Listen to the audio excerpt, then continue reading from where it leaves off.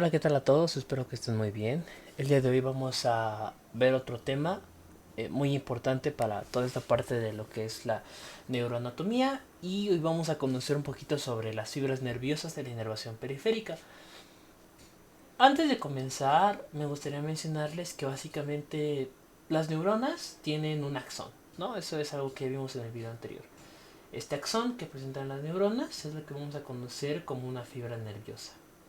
Un conjunto podemos verlo como un nervio y el conjunto del mismo va a ser un plexo, ¿no? Solo para empezar a aclarar algunos puntos.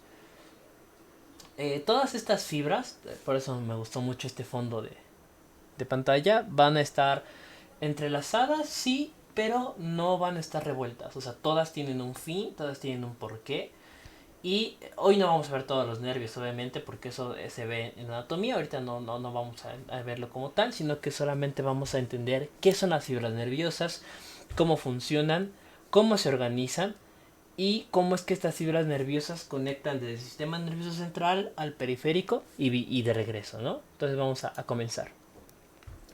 Primero que nada, bueno, como les estaba mencionando, las fibras nerviosas en su conjunto son formadas por un axón.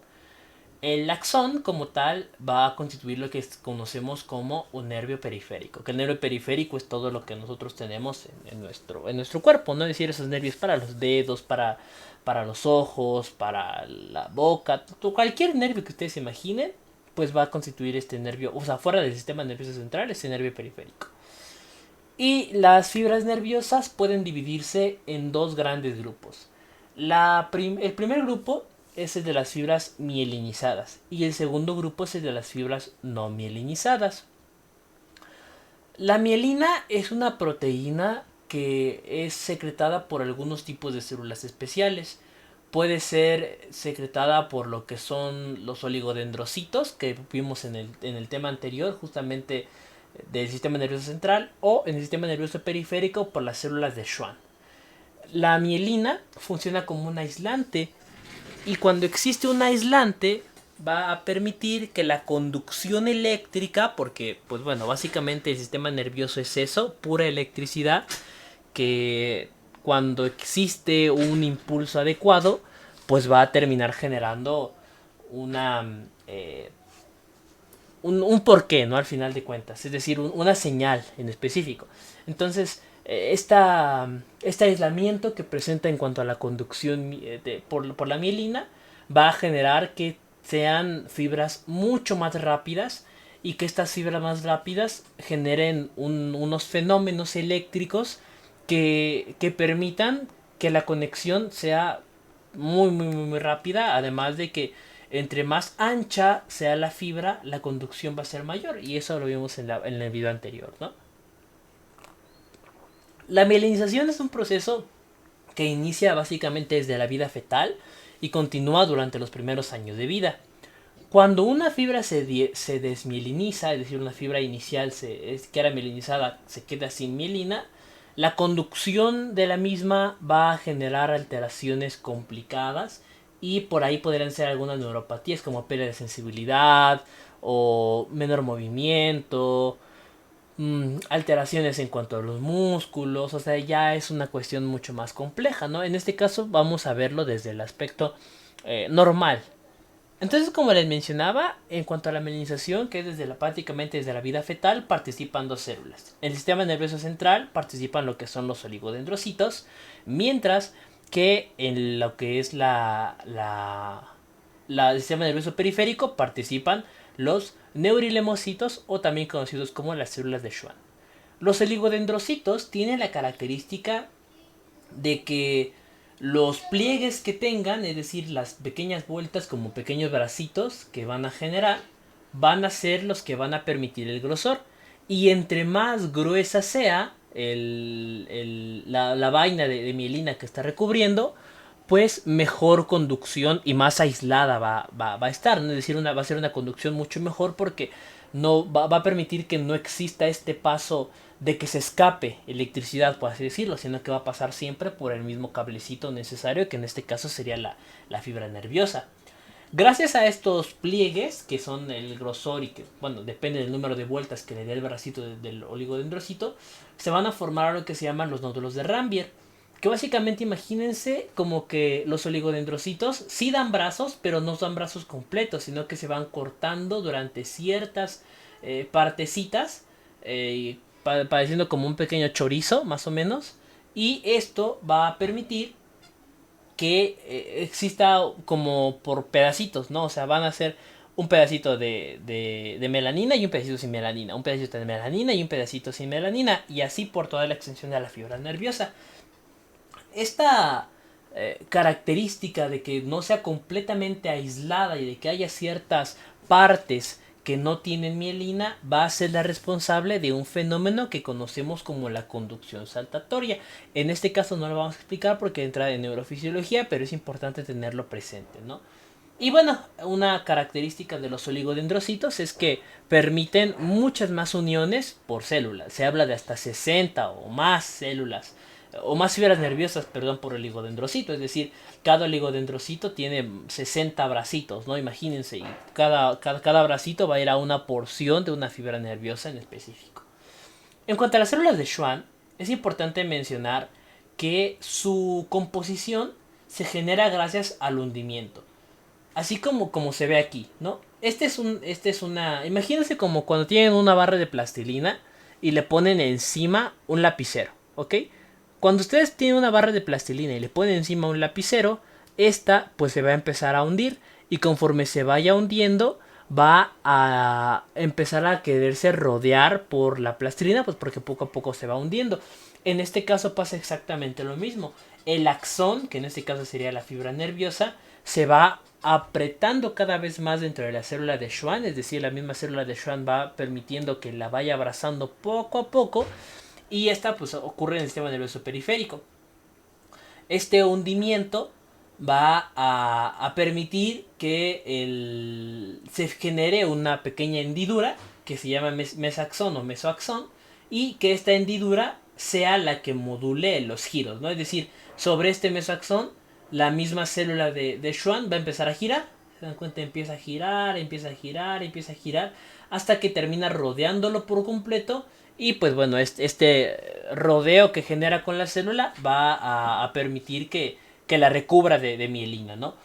Si se dan cuenta, aquí cada célula individual genera un rodeo de una porción muy específica del sistema nervioso.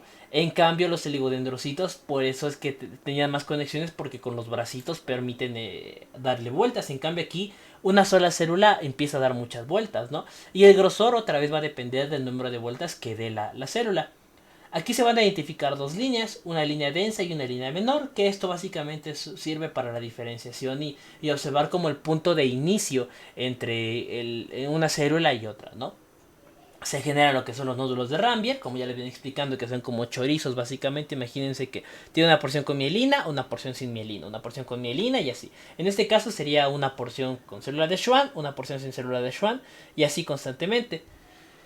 Cuando en ocasiones las líneas estas, si se hace un corte transversal, nos vamos a dar cuenta de que en ocasiones hay ciertas espirales que no se lograron completar. Y como no se lograron completar, dejaron como un pequeño túnel, ¿no? Un pequeño huequito. En este caso, este pequeño huequito o túnel es lo que nosotros conocemos como la incisura de Schmidt-Landermann y sirve para el paso de metabolitos, ¿ok? Esta incisura de Schmidt-Landermann, imagínensela como si fuera una pequeña cavidad dentro de las espirales, ¿ok? Esta cavidad dentro de las espirales va a permitir el paso de ciertas sustancias importantes. Y bueno, como les decía, hay dos tipos de fibras, ¿no? Las mielinizadas y las no mielinizadas. Las no mielinizadas son fibras que básicamente son como plastilina igual, pero que estas comparten una sola célula de Schwann. Son más cortas y más delgadas por lo mismo. Si se dan cuenta, en esta fibra que es mielínica, el axón, que sería nuestra fibra nerviosa, está completamente aislada gracias a que la rodea por completo la célula de Schwann. Sin embargo, en las no mielinizadas ocurre un fenómeno bien interesante, que lo que ocurre es que nunca la terminan de rodear, y si se dan cuenta, varias fibras, que porque son más cortas, más delgadas y así, comparten una sola célula de Schwann, y al compartir una sola célula, si se dan cuenta, te dan una porción bastante libre, ¿no? Que sería esta porción de acá. Entonces esta porción libre de acá va a permitir que se escape mucha electricidad y que este fenómeno aislante que de por sí debería de generar la célula de Schwann no ocurra. Entonces, como no ocurre, lo que genera es que la conducción sea mucho más corta, no mucho más lenta. Como les digo, los mesoaxones van a ser más superficiales, es decir, esta línea espiral va a ser mucho más superficial y en realidad nunca se va a terminar de llenar porque nunca lo rodea. Y pues hay exposición del nervio, ¿no? Porque la célula de Schwann pues no lo puede rodear por completo. Ahora, ¿qué son los nervios periféricos? Los nervios periféricos son el conjunto de fibras nerviosas, ¿ok? Un nervio siempre va a ir acompañado de tejido conjuntivo y van a ir en un paquete vasculonervioso. Casi siempre va acompañado del... Yo le digo el van, ¿no? Vena, arteria y nervio van casi siempre juntos. Entonces es importante reconocerlo. Y en ese orden, ¿no? De si lo vemos de esta posición. Los nervios periféricos se caracterizan por estar cubiertos por un pequeño tejido conectivo, que este tejido conectivo los va a ir aislando cada vez más. En este caso, si tenemos un nervio muy grande, el nervio muy grande va a estar cubierto por un epineuro, que va a ser una capa de tejido conjuntivo que recubre la parte inferior.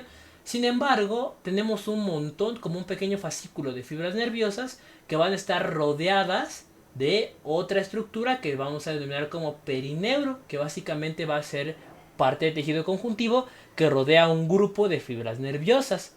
Y luego, cada fibra nerviosa va a estar rodeada por otra capa de tejido conjuntivo, o sea, apoyada con la célula de Schwann y demás, pero con la capa de tejido conectivo, que se llama el endoneuro. Entonces, resumiendo, vamos a tener que los nervios periféricos están rodeados de una capa de tejido conjuntivo que cada vez los empaqueta más. O sea, va a ir desde el nervio total, conjunto de fascículos y luego la fibra individual, ¿no? De epineuro, que sería el nervio total, perineuro, el conjunto, y endoneuro, que sería la fibra individual. Y los nervios espinales es muy interesante cómo es que se dividen, ¿no? Se dividen básicamente en dos tipos, los nervios periféricos, perdón. Los espinales y los craneales. Los espinales, pues como su nombre lo indica, son los que nacen desde la médula espinal, es decir, de la columna vertebral. Y los craneales son los que nacen pues del mismo tronco del encéfalo, ¿no? En cuanto a los espinales, es decir, los que nacen de la columna, vamos a tener 31 pares. Ojo, que son 33 vértebras. Es interesante saberlo, ¿no? Los 8 cervicales, 12 torácicos, 5 lumbares y el sacro y el coxigio, ¿no? Que termina en esta parte del filium terminal. En este caso nos vamos a dar cuenta que los nervios espinales salen gracias a los forámenes intervertebrales. El siguiente video que vamos a tener es justamente sobre los tractos ascendentes y descendentes y un repaso rápido sobre los nervios espinales. Los forámenes intervertebrales, básicamente, igual si quieren ver mi video de columna en cuanto a la parte ósea, van a ser un espacio que existe en la contigüidad de lo que son dos cuerpos entre una unidad vertebral, ¿no? Que sería básicamente dos cuerpos vertebrales unidos junto con un pequeño espacio por donde pueda salir. Y en este espacio por donde puede salir vamos a darnos cuenta que existen dos estructuras. Una que sale hacia adelante, que vamos a denominar como la raíz anterior, y una que sale hacia atrás, que vamos a llamar la raíz posterior. La raíz anterior es eferente, es decir, lleva los impulsos desde el sistema nervioso hacia afuera y ayuda sobre todo al movimiento, por eso se le llama también la raíz motora y es la parte del asta anterior de lo que veíamos en la médula, ¿no?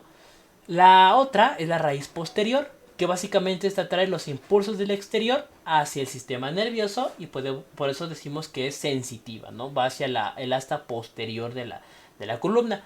Además de que en esta misma región existe algo que se llama el ganglio espinal, que este ganglio espinal es como la antesala de la raíz y permite una comunicación adecuada porque es un conjunto de nervios mucho mejor y que permite la sensibilidad adecuada dentro de la región. Y en cuanto a los nervios craneales, pues tenemos los 12 nervios craneales, que son los 12 pares craneales. Esto lo vamos a ver en un video especial de pares craneales, pero solamente me gustaría mencionarles que existen tres tipos, por así decirlo, o pues se pueden dividir en tres grupos: los aferentes, los eferentes y los mixtos. Los aferentes son aquellos que reciben toda la sensación del exterior, como los que pueden ser para los ojos, para el oído, para el gusto, etc. Los eferentes del movimiento, ¿no? El movimiento traqueal, el movimiento de la lengua, etcétera. Y los mixtos, pues bueno, un poquito de ambos, ¿ok? Que también existen dentro del organismo, pero como les digo, esto va a ser un video especial dedicado a los nervios craneales. Existen también otras subdivisiones del sistema nervioso, que serían los ganglios sensitivos, los ganglios autónomos y los plexos nerviosos periféricos. Un ganglio sensitivo es básicamente un ganglio es un conjunto de nervios, ¿ok? Entonces, un conjunto de nervios, que en este caso serían sensitivos, los ganglios sensitivos se encuentran sobre todo en la raíz posterior de la columna y dentro del mismo y de los nervios craneales, ¿ok? Los ganglios sensitivos van a estar dentro de la raíz posterior y dentro de los nervios craneales. Se componen principalmente de tejido conjuntivo y epineuro. Son caracterizados principalmente por esta sensibilidad que pretende decir esta aferencia, y sus neuronas principales van a ser las neuronas unipolares, que son circulares, es decir, que van a ir dentro de un mismo ciclo, y es unipolar, como veíamos anteriormente, porque solamente presentan una misma línea dentro del cuerpo y el axón, ¿no? Tiene una pequeña bifurcación en T, que esta bifurcación en T va a ser la que llame hacia, o la que lleve los impulsos, una hacia el sistema nervioso periférico, o la que traiga esos impulsos al sistema nervioso periférico, y otra que lleva al sistema nervioso central, que esto lo que permite es que haya una comunicación más eficiente y rápida. Además de que van a estar rodeadas por células satélite, que básicamente las células satélites son pues células nerviosas que permiten una mejor, como una resonancia de la señal, ¿no? Es decir, permiten que no rebote tanto hacia el exterior y que la señal se mantenga dentro del mismo impulso nervioso que ya vamos llevando. Ahora, en cuanto a los ganglios autónomos, pues son parte del sistema nervioso autónomo, como su mismo nombre lo indica, por lo tanto van a estar relacionados con el sistema simpático y parasimpático. Se localizan sobre todo en el encéfalo y en la médula espinal, pues porque son las regiones en donde las señales de este estilo se deben de codificar. También, como sus predecesores, se van a componer o van a estar protegidos por tejido conectivo y epineuro para que se mantengan empaquetados. Y en este caso es bien interesante saber que sus neuronas van a ser multipolares, ya no son unipolares, y sobre todo irregulares, es decir, los cuerpos neuronales no van a ser completamente redonditos, ¿no? Sino que van a ser muy muy irregulares, y esto sucede gracias a todas las múltiples conexiones que tienen para dar una respuesta adecuada. Las uniones más comunes van a ser las axodendríticas, es decir, del axón con las dendritas neuronales, que pues, como recordarán es la unión más común.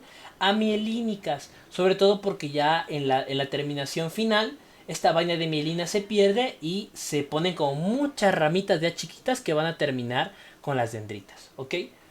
Y bueno, los plexos nerviosos van a ser un conjunto de nervios que van a estar agrupados en una sola posición, y que de ahí salen dividiéndose en los demás nervios. Básicamente la mayoría, sino todos los nervios salen básicamente de los plexos.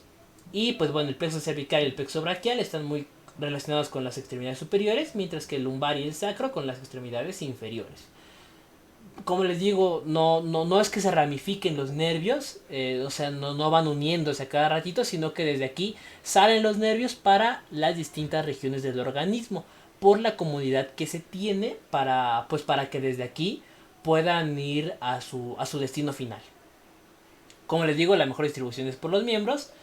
Y bueno, la finalización va a ir hacia finos plexos, es decir, plexos más pequeñitos, por ejemplo a nivel de la mano, para el control de movimientos finos, y este tipo de situaciones, pues para terminar con un movimiento más fino por una mayor inervación. De hecho, este es un concepto que vamos a hacer más adelante, pero entre más nervios tenga una región, entre más raíces y fibras nerviosas lleguen a una región, más controlado va a ser el movimiento. Y entre menos fibras nerviosas lleguen, más tosco, por así decirlo, más torpe va a ser el movimiento, ¿ok? Ahora, si hablamos sobre fibras nerviosas, es importante mencionar que existen algo que se llama las terminaciones receptoras. Imagínense que todos tenemos las distintas sensaciones en el cuerpo, ¿no? Sentir frío, sentir dolor, sentir calor, sentir un pinchazo con la aguja, sentir lo que sea. ¿Y cómo es que se logra? Se logra gracias a unas terminaciones que van a ser como pequeños botones que tenemos distribuidos por todo el cuerpo y que son botones tan específicos y que se activan a distintas fuerzas básicamente, que con ello va a permitir que pues tengamos una respuesta necesaria, ¿no? Por ejemplo, los mecanorreceptores se pueden activar por presión, por ejemplo, y vamos a saber en qué momento estamos aplicando demasiada fuerza para hacer algo. Los nociceptores son súper importantes, sobre todo para la transmisión del dolor, por ejemplo. Los termorreceptores para la parte de la temperatura. Los quimioreceptores para la sensación química, como el gusto, por ejemplo, ¿no? Mientras que los electromagnéticos pudieran ser, por ejemplo, para la luz. La luz del exterior, pues es una reacción física y electromagnética que, bueno, va a permitir esta parte, ¿no? Ahora, los receptores se pueden clasificar en dos grandes grupos: no encapsulados y encapsulados. Los no encapsulados, tal y como su nombre lo indica, van a ser fibras nerviosas terminales que van a estar relacionadas principalmente con la porción más superior de la piel y van a permitir sensaciones más rápidas porque se activan mucho más fácil debido a que no hay una cápsula que los esté recubriendo todo el tiempo. En este caso, los no encapsulados, por ejemplo, podrían ser las terminaciones libres, que tal y como su nombre lo indica, son terminaciones que están solamente, o sea, pequeñas como fibritas nerviosas que están distribuidas por todo el cuerpo. Otro tipo son y estas pues detectan muchas cosas, o sea, ayudan a detectar presión, dolor, temperatura, o sea, detectan un montón de cosas y están distribuidas por todo el cuerpo.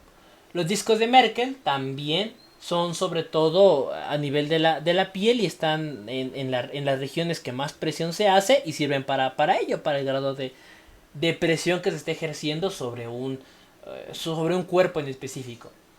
Y los receptores foliculares, tal y como su nombre lo indica, están relacionados con los folículos, ¿no? Que estos folículos son básicamente los pelitos de la piel y son de tipo mecanorreceptor porque detectan el movimiento de los pelitos, es decir, la inclinación, y pueden ayudar a saber si estamos acostados, parados, etcétera, ¿no? Una de las principales características del ser humano es que tiene muchos sentidos. No hay que quedarnos solamente con vista, tacto, olfato, gusto, etcétera, sino que además tenemos el sentido de la percepción, el sentido de saber en dónde estamos, de las articulaciones, etcétera. Y en este caso, los receptores foliculares, que son unos receptores del sistema nervioso, pues ayudan a saber qué tan inclinados están los pelitos y con ello puede dar una respuesta de la posición que adoptó el cuerpo, ¿no? También es importante saber que existen otros receptores que son los encapsulados, que básicamente la cápsula que tienen alrededor es de tejido conjuntivo que permite que estén protegidos de cierta manera, ¿no? Pero de cierta forma su activación es un poquito más complicada porque hay una cápsula que los está protegiendo todo el tiempo. En este caso podríamos estar hablando de los corpúsculos de Meissner, que detectan, por ejemplo, presión y contacto. Los corpúsculos de Pacini, que detectan la vibración y la presión en, no sé, en las manos o cosas por el estilo. Y los de Ruffini, que ayudan a la distensión cutánea, es decir, que tanto se esté estirando la piel. La función de los receptores va a depender de la llegada que tengan al sistema nervioso central. Por ejemplo, aquí les puse un esquema súper básico de qué hace un receptor, ¿no? Un ligando, que es básicamente una molécula o un impulso X que va a llegar al receptor y lo va a activar. Y aquí pues ya existe mensajeros químicos que reaccionan a la señal y dan una respuesta. O sea, grosso modo es: yo llego a mi receptor causa un envío eléctrico, en este caso hablando de neuronas, y este envío eléctrico que me está mandando, pues va a generar una respuesta final, ¿no? Mover más el brazo, levantar la mano, quitarla porque me está doliendo, quitarla porque se me está presionando mucho, moverme porque sentí calor, o sea, cualquier respuesta necesaria que se pueda realizar, pues la va a terminar haciendo nuestro sistema nervioso, ya sea voluntaria o involuntaria. Existe una transducción de impulsos sensitivos a nerviosos, ¿no? Es decir, cómo nosotros cambiamos la parte de la presión, por ejemplo, yo estoy aplastando demasiado la mano contra una superficie. ¿Y cómo yo sé que estoy aplastando la mano contra una superficie? En este caso es bien interesante saber que nuestro cuerpo cambia el estado de presión a electricidad. ¿Y cómo lo hace? Principalmente va a transmitir el impulso que le está llegando. Como aquí, imagínense que le estoy estimulando con una plumita, ¿no? Esta plumita va a dar cosquillas. Estas cosquillas son un impulso mecánico. Este impulso mecánico va a permitir que me abra compuertas celulares específicas. Y estas compuertas celulares específicas me van a dar una respuesta final. ¿Cuál va a ser esta respuesta final? Pues depende mucho de lo que estoy provocando. En este caso, como son cosquillas, mi respuesta final podría ser rascarme, ¿no? O rascarme la mano. Porque me está dando una pequeña sensación de cosquillas y picazón con la pluma que me están poniendo.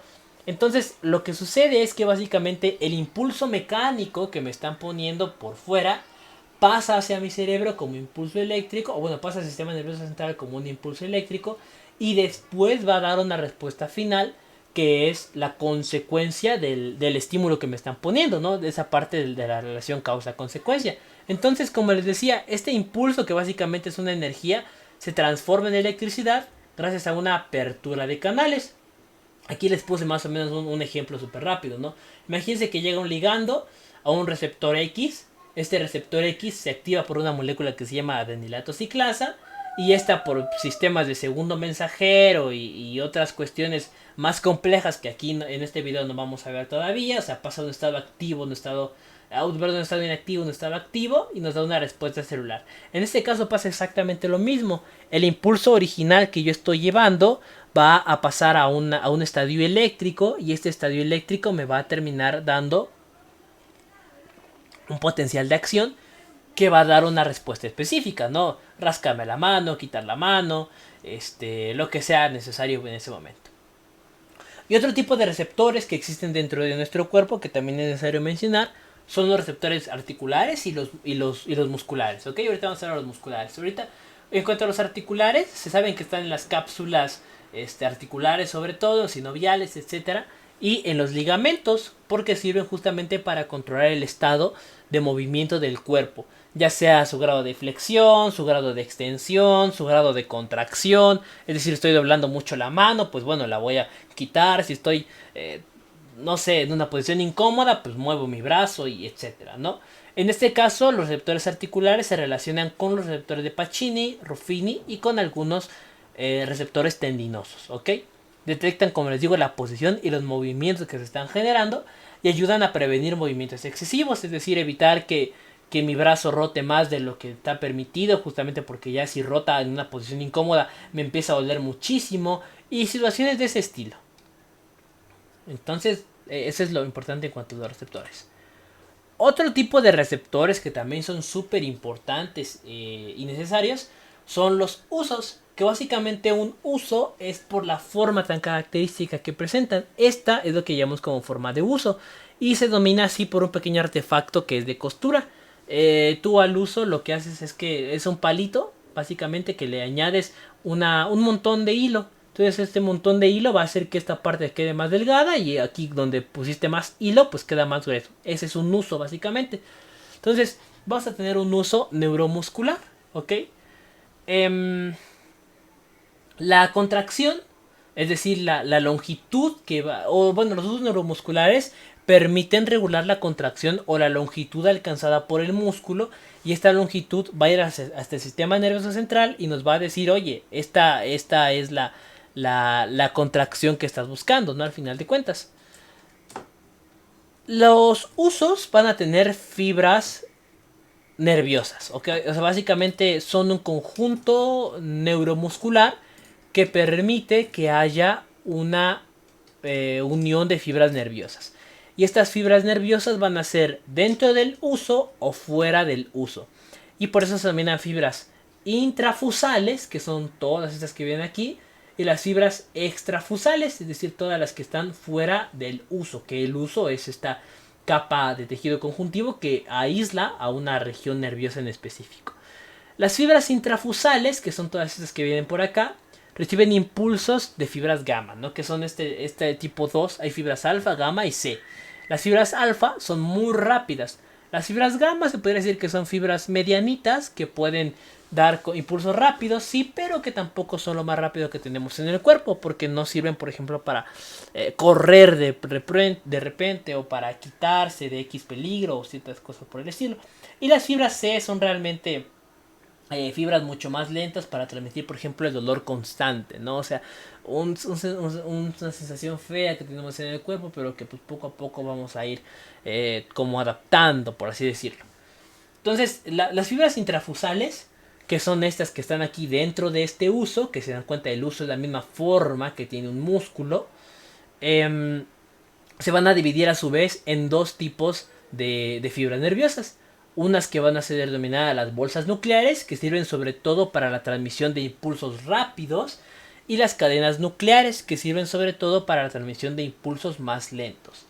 Lo que tienen las bolsas nucleares, o la composición en general de este conjunto de nervios, es que se agrupan en núcleos que no tienen estrias, es decir, que no tienen líneas entrecruzadas y que además son más grandes, mientras que la cadena nuclear pasa de manera longitudinal. Y como les digo, la función que tiene, ¿no? La bolsa nuclear, pues para estas fibras rápidas, y la bolsa nuclear, que son respuestas más lentas.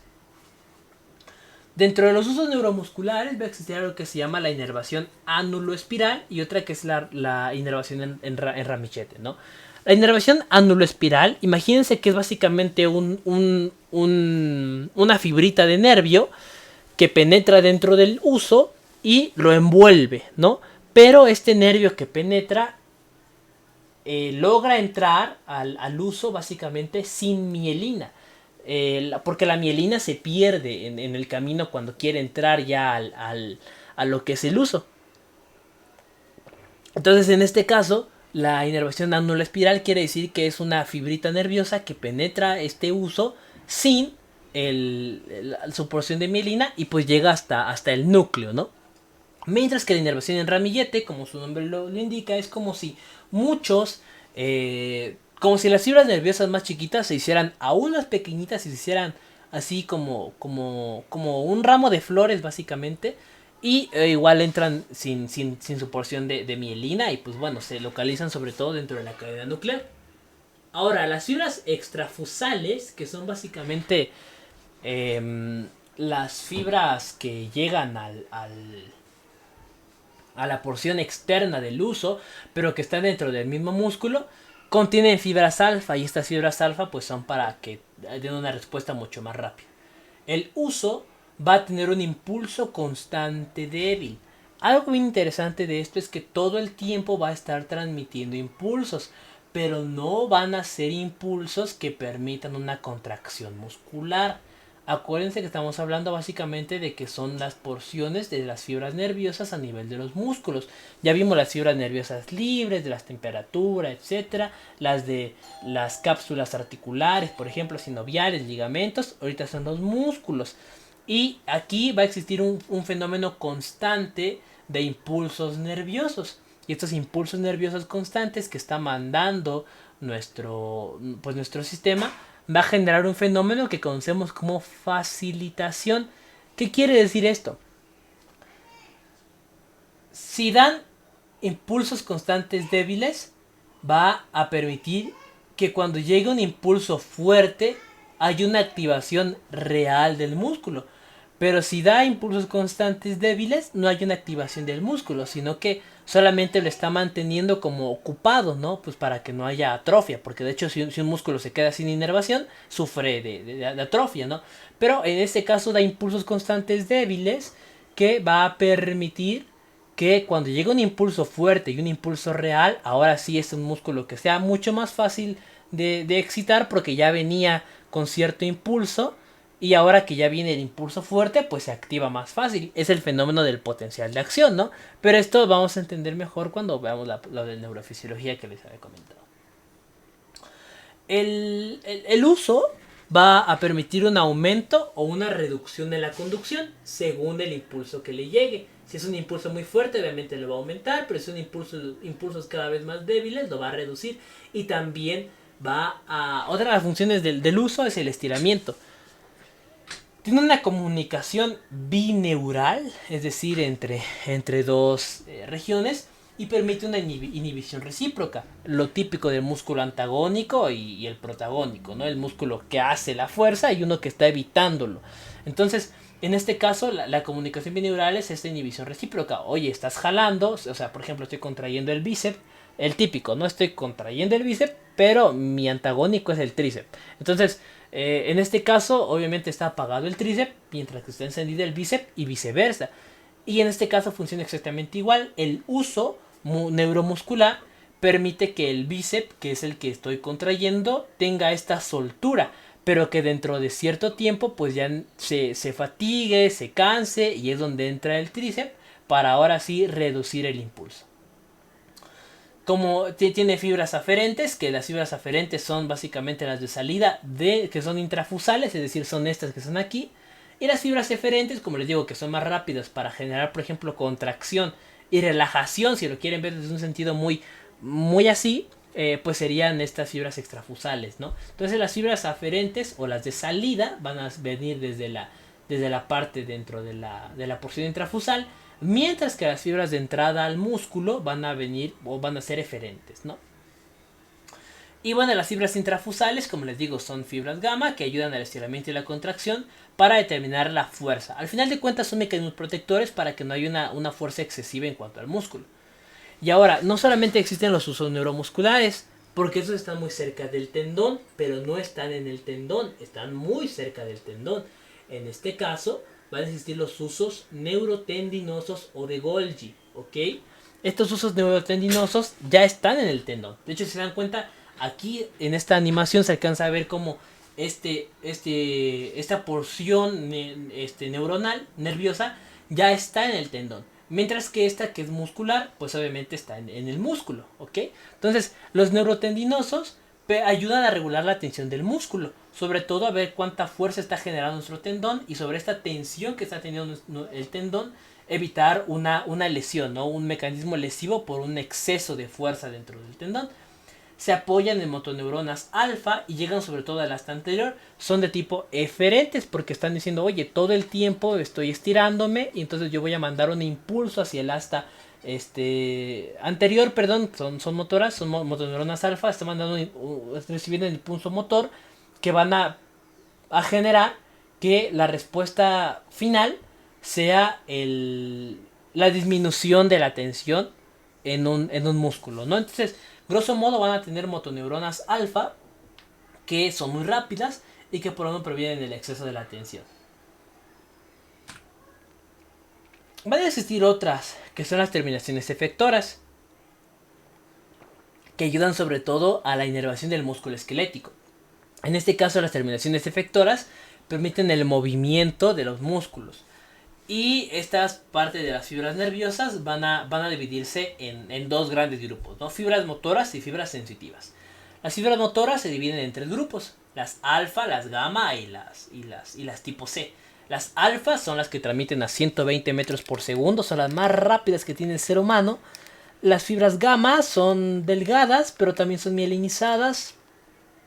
No transportan tan rápido porque son delgadas, pero tampoco transportan tan lento. Mientras que las fibras C ya son muy delgadas y no tienen mielina, por lo tanto transportan de forma muy lenta. Las fibras alfa son gruesas y son mielinizadas, mientras que las gamma y C pues poco a poco van reduciendo su grosor y la porción de mielina. Las fibras sensitivas, por su parte, van a tener tres divisiones. Unas que van a ser mielinizadas, pero van a ir hacia la porción intrafusal, que van a ir, o sea, dentro del uso de la porción neuromuscular. Otras que van a ser mielinizadas, pero de porción neurotendinosa, es decir, hacia el uso neurotendinoso, que es para evitar la tensión excesiva del músculo, por ejemplo.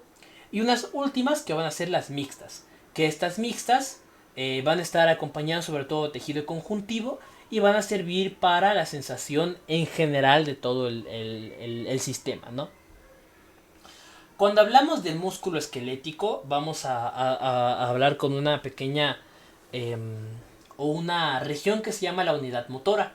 La unidad motora es básicamente la porción final del músculo, del nervio, perdón, que es la que llega hasta donde necesitamos la acción. En este caso, la acción terminaría siendo la transmisión y la contracción muscular.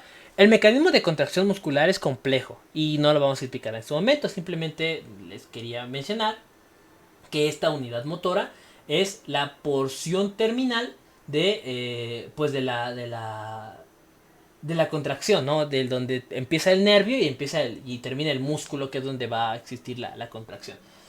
Y lo que les decía, el número de fibras que aporten va a ser el que permita la especificidad del movimiento. También, es decir, entre más fibras, más específico va a ser el movimiento. Por ejemplo, en los dedos, en los ojos, en las manos, etcétera, van a ser movimientos más finos. Y en los glúteos, en las piernas, por ejemplo, que son movimientos un poco más fuertes, más torpes, si lo queremos ver muy entre comillas, van a ser menos fibras nerviosas porque son movimientos más grandes, no tan específicos. Ahora, también va a existir algo que se llama la unión neuromuscular, que es en el músculo, que es lo que les decía, ¿no? Al final de cuentas, esta unidad motora es la unión de la neurona con el músculo. Y presenta ramos finos, que pues básicamente son botoncitos pequeños del nervio, que tienen lo que son mitocondrias con vesícula acetilcolina, que sobre todo sirven para esta parte de lo que es la contracción muscular. El axón va a terminar siendo desnudo, si se dan cuenta pierde su vaina de mielina para que ya, o sea, esta vaina de mielina inicial permite que la transmisión sea muy rápida. Y aquí la pierde porque ya es muy delgada. Y al ser muy delgada, la transmisión se hace mucho más rápida en este último punto. Porque ya es donde prácticamente está llegando al músculo y necesita bifurcarse, bueno, dividirse, para adaptar más posiciones dentro del mismo músculo. ¿Ok? Y va a terminar en algo que se llaman los surcos o pliegues de unión. Que es básicamente la porción en donde se va a dar todo el intercambio de los neurotransmisores. La acetilcolina, el calcio, acetilcolina esterasa, todo lo demás, ¿ok? Y esta separación entre el axón y el músculo como tal va a denominarse la hendidura sináptica, que es en donde ocurre todo el proceso que le estaba diciendo, que sería la sinapsis finalmente. Es decir, la comunicación entre neurona y una célula. Para hablar de la contracción muscular es importante recordar algunos conceptos, ¿ok? Lo más importante, y de hecho lo voy a hacer súper resumido porque quiero dedicar un video especial para el mecanismo de contracción muscular, que es un mecanismo muy complejo, es que viene un potencial eléctrico. El potencial eléctrico es lo suficientemente fuerte como para que abra las compuertas del calcio. Cuando entra demasiado calcio, permite que el sodio empiece a ingresar y esto va a ser como un sistema de llave cerradura. La llave, que es el calcio, va a permitir que se abran las moléculas de acetilcolina y pueda salir para que llegue a su receptor. Cuando llega a su receptor, va a permitir que se dé la contracción muscular. Entonces, esta acetilcolina que llega a su receptor debe de ser eliminada por una enzima que se llama la acetilcolinesterasa, que permite que no haya una fatiga excesiva, ¿no? Porque usted manda acetilcolina, ya sea H, ya sea H, ya sea H, esa es la abreviatura de la acetilcolina, vamos a tener un incremento horrible de la contracción y pues obviamente se van a fatigar nuestros músculos en un ratito. Por eso es lo importante de la acetilcolinesterasa. Y después de que llega la acetilcolina, pues bueno, un mecanismo de calcio permite que se destapen sitios de unión entre dos proteínas contráctiles, que es la actina y la miosina, y se da este mecanismo como de bracito. Y eso es la contracción muscular. Es complejo, lo sé. Pero por eso les digo, voy a hacer un video especial sobre contracción muscular. Lo importante aquí es que se den cuenta que básicamente los músculos son inervados de gran manera. Y todas las fibras nerviosas que le llegan al músculo van a ser un fenómeno o van a permitir un fenómeno que va a ser la contracción muscular. Pasando a otras uniones neuromusculares, vamos a hablar sobre las uniones en músculo liso, en músculo cardíaco y en glándulas. Hay tres tipos de músculo, ¿no? El músculo esquelético, que es el bíceps, por ejemplo, el músculo que vemos en el gimnasio y todo lo que ustedes gusten. El músculo liso, que es el músculo de las vísceras. y el músculo cardíaco, que pues es el músculo del corazón. El músculo esquelético es el que ya vimos, el proceso de la acetilcolina. El músculo liso también funciona con acetilcolina, pero funciona un poquito diferente. El músculo liso tiene una única neurona o fibra nerviosa que lo inerva. Y si recuerdan, entre menos fibras nerviosas tenga, más inespecífico es el movimiento y más lento se vuelve, ¿no? Pues porque no hay menos necesidad de tanta transmisión. En este caso, el músculo liso es lento y difuso. De hecho, el proceso por el cual el músculo se mueve, por ejemplo, el peristaltismo, que es esta parte del sistema digestivo para poder mover los alimentos, pues es lento, o sea, no es tan rápido como, por ejemplo, hacer una flexión en el bíceps y etcétera, cualquier ejercicio de fuerza, por ejemplo, sino que es más lento por esta única neurona y por la inervación más pequeña que tiene. Además de que el músculo liso es característico por estar inervado gracias al sistema nervioso autónomo y por lo tanto con su porción simpática y parasimpática. El músculo liso tiene zonas muy específicas como el iris, tracto digestivo, etcétera, que tiene esta característica de ser pues más lento, no más lento, difuso, y que actúa sobre todo como un sinsitio. ¿Qué es un sinsitio? Que actúa en conjunto, ¿ok? O sea, el músculo esquelético, por ejemplo, actúa, si se dan cuenta, separado.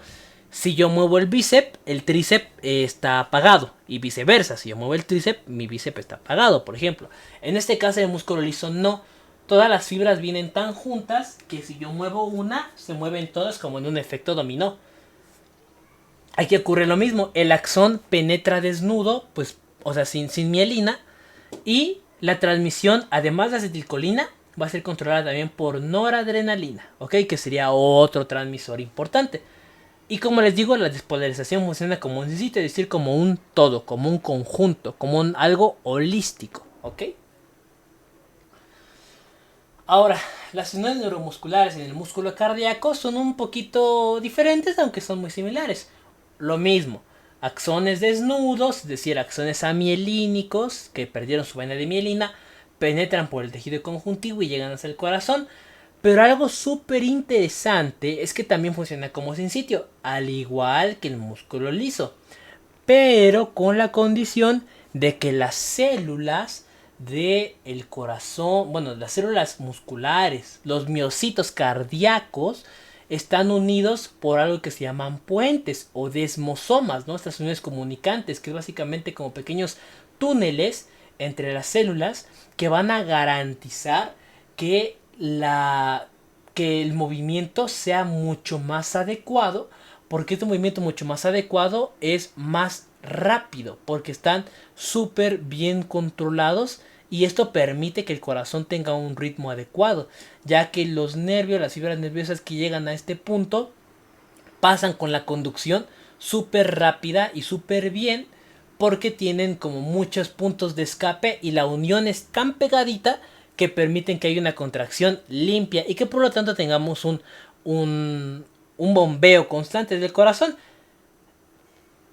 Fisiología cardíaca es tema de otro video, no solamente es como para recordar un poquito de esto que es importante en cuanto al músculo cardíaco. Ahora, las uniones neuromusculares o las terminaciones de las fibras nerviosas no solo existen en músculo, también existen en glándulas, por ejemplo el sistema endocrino. Y bueno, cuando llega un impulso hacia lo que es la glándula, va a terminar siendo una liberación del contenido, ¿no? Por ejemplo, si llega un impulso a, no sé, a glándulas suprarrenales, pues va a liberar X mineral, ¿no? Un cortisol, por ejemplo, lo que ustedes gusten en esa parte. Este es un poquito sobre el potencial de acción de la porción cardíaca, pero pues esto lo vamos a ver más adelante. Solamente era de referencia. Ahora, las fibras nerviosas también pueden dividirse según el segmento de la piel que estén aportando. O sea, ya vimos que inerva músculos, inerva tendones, corazón, glándulas, o sea, inerva todo, básicamente, todo está inervado, todo siente, todo se mueve, todo expulsa, todo existe dentro del cuerpo humano. Y la piel obviamente no es excepción. Y sobre todo, estas pequeñas porciones del cuerpo, de la inervación, va a hacer lo que conocemos como los dermatomas, que básicamente son porciones nerviosas específicas inervadas por, por un nervio o por una zona específica del organismo. Si se dan cuenta, aquí estamos, por ejemplo, en colorcitos, ¿no? C2, pues todo esto, hasta C8, ¿no? Lo que es torácico, todo esto. Todo lo que es lumbar, todo esto. Y todo lo que es sacro, pues todo esto, ¿no? Entonces, desde ahí son los plexos que tenemos. Y gracias a estos plexos tenemos sensación en prácticamente todo el cuerpo. Esta inervación segmentaria sobre todo se encarga de las sensaciones de dolor y temperatura, pues porque es uno de los impulsos que más se mueven por estas regiones. Y sobre todo son el alejamiento del tronco. Si se dan cuenta, los cervicales son como un poquito más concéntricos, por así decirlo. Mientras que los sacros o lumbares, por ejemplo, ya son súper excéntricos, o sea, ya van afuera por completo. Mientras que pues el cervical va como más arraigado, y los torácicos ya ni se diga, prácticamente vienen según el nervio o la región torácica o la costilla que inerva, pues bueno, va con la zona del tórax necesaria. Y hay zonas más superpuestas, como les decía, zonas que se alejan del centro, que pues son las lumbares y sacras. Ahora, los músculos también se pueden inervar por segmentos, o sea, las fibras nerviosas llegan a la unión neuromuscular, sí, permitiendo la contracción muscular, pero los músculos también se pueden estar inervando en conjunto. Cada músculo tiene muchas fibras nerviosas y es prácticamente imposible aprendérselas todas, porque hay fibras que incluso desconocemos que llegan a algunos músculos. Sin embargo, en cuanto a la exploración clínica, hay algunos músculos importantes, como, bueno, algunos reflejos importantes que se dan sobre todo cuando tenemos una inervación que estamos buscando en ese punto, o que estamos viendo, explorando algunas zonas del nervio. Por ejemplo, el reflejo bicipital, que es del bíceps, es básicamente con un martillito. Es el típico examen con el martillito en la rodilla, ¿no? En este caso, pues bueno, el reflejo bicipital que explora el bíceps, en la zona del bíceps exploraría a la raíz de C5 y C6, es decir, esta zona de acá. El reflejo tricipital, que es en el tríceps, exploraría C5, C6 y C7, ok, estos últimos. El estilo radial, que bueno, es parte de estos mismos músculos, incluso influye un poquito el brachiorradial, apoya el C5, C6 y C7. Los cutáneos abdominales, que básicamente como acariciar el abdomen, va a explorar una porción superior, sea sensibilidad, T6 y T7. El inferior, T10 a T12. El patelar o rotuliano, que es el tipiquísimo de la rodillita, explora L2, L3 y L4. Si se dan cuenta, es esta región que estamos explorando, ¿no? En la rodilla. Y el reflejo aquileo o aquileo del tendón de Aquiles refleja S1 y S2, que se dan cuenta está en esta porción de acá. Les puse como una pequeña mnemotecnia, pues para que no se olviden de los reflejos osteotendinosos por si les llegaran a preguntar, pero pues bueno, en este caso con aprenderse o saberse estos que son los básicos, es importante para lo que es la porción de la exploración física. Ahora, los músculos también se cansan, y sobre todo es por la acción de los nervios. Como les decía, el número de fibras va a determinar la especificidad del músculo. Entre más fibras haya, más movimientos finos va a hacer, como las manos, ¿no? El tono muscular, básicamente los músculos se contraen de una manera, pero existe algo que se llama el tono muscular, que el tono muscular básicamente es una contracción parcial constante del músculo. Es decir, mis músculos, aunque yo no los esté usando, están en un periodo de contráctil todo el tiempo. Pero lo que sucede es que hay una activación por turnos. Las fibras nerviosas que están llegando, algunas se activan, otras no, y etcétera. Y esto sucede para que el músculo no muera, o sea, y no sienta que no está trabajando nada. Porque cuando el músculo deja de trabajar, se pierde de una vez, porque empieza o sea, ya no tiene la sensación nerviosa, y por lo tanto pues piensa que ya no sirve y se empieza a atrofiar, es decir, se empieza a hacer más chiquito y empieza a perderse. Es como una cama para úlceras por presión, que bueno, es básicamente una cama que cuando uno se acuesta, hay regiones que se inflan en un punto mientras otras están apagadas, y cuando estas ya pasaron mucho tiempo, por ejemplo, no sé, 15 minutos, estas se apagan y se inflan las que no se habían encendido. Y así están todo el tiempo. Mientras una se está inflando, otra está desinflada y así todo el tiempo. En este caso en los músculos funciona exactamente igual en cuanto al tono muscular. Esta activación por turnos hace que algunas regiones del músculo se activen en un momento adecuado, mientras otras están apagadas y se cambian. Cuando llega la necesidad de hacer una contracción real y fuerte, ahora sí se activan todas y bueno, después se relaja y vuelve el proceso. Vuelve el proceso para que el músculo no muera. La sensación del alargamiento y acortamiento de los músculos, es decir, la contracción como tal, es detectada por los usos musculares, que ya vimos anteriormente, y la tensión es detectada por los usos tendinosos. Todo esto va hacia las astas anteriores de la médula espinal, que sería la porción de las motoneuronas, ¿no? ¿Y qué pasa si no hay fibras eferentes o aferentes? Es decir, lo que les decía, si se pierden las fibras musculares, hay atrofia, es decir, no hay tono. No importa que ya no me lleguen impulsos, lo que es, o sea, del sistema nervioso hacia el músculo, que será el eferente, o del músculo hacia el sistema nervioso, como por ejemplo perder el reflejo de la tensión, es decir, yo ya no siento cuando mi músculo está demasiado estirado. Entonces, lo que ocurre es que cuando ya no llegan fibras nerviosas al músculo, se atrofia y por lo tanto no hay un tono muscular y pues obviamente el músculo muere. El esfuerzo que se provoque en el músculo va a depender de la necesidad que tengamos.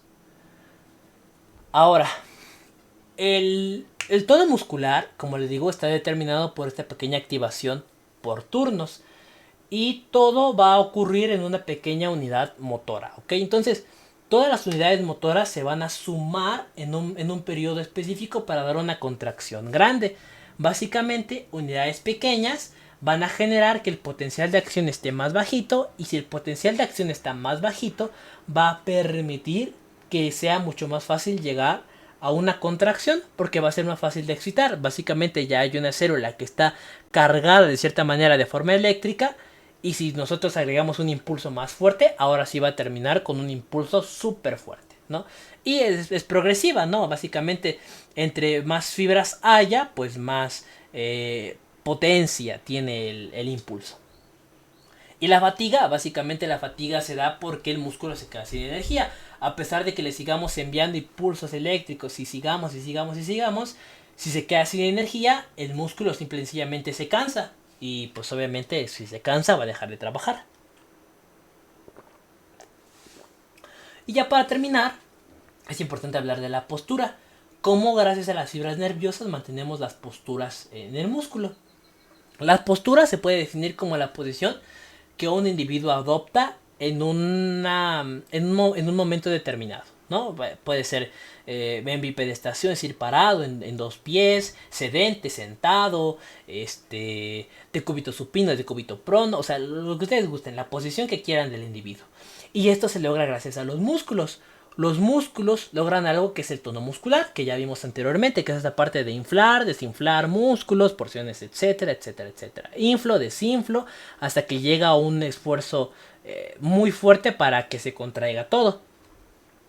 En este caso, la posición, por ejemplo, estar mucho tiempo sentado, estar mucho tiempo acostado, estar mucho tiempo parado, se mantiene gracias a que hay músculos en relevo, ¿no? O sea, no todo el tiempo los músculos actúan de la misma forma, sino que hay músculos que se activan en un punto, otros que se activan en otro punto, y así pues para generar este estado adecuado del tono muscular, y este estado adecuado del tono muscular va a permitir que los músculos antigravitatorios, sobre todo, tengan una buena porción en ese caso.